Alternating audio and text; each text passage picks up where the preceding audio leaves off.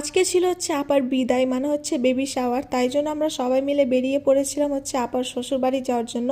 আর এখানে এসেই দেখি কত সুন্দর ঘর বাড়িকে সাজানো হয়েছে, মানে পুরো বাড়িকে বেলুন দিয়ে সাজানো হয়েছিল।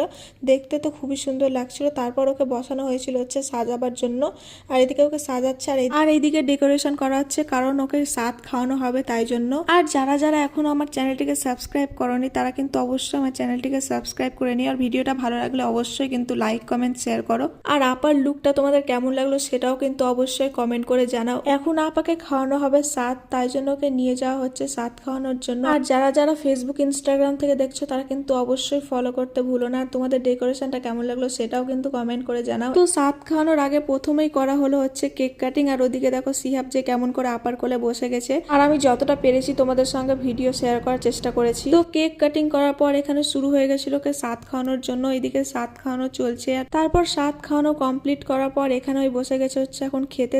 তারপর বিদায়ের সময় একটু ইমোশনাল হয়ে গেছিল। তো যাই হোক, ব্লগটা ভালো লাগলো অবশ্যই আমার চ্যানেলটিকে সাবস্ক্রাইব করে পাশে থাকো। দেখা হচ্ছে পরের ব্লগে।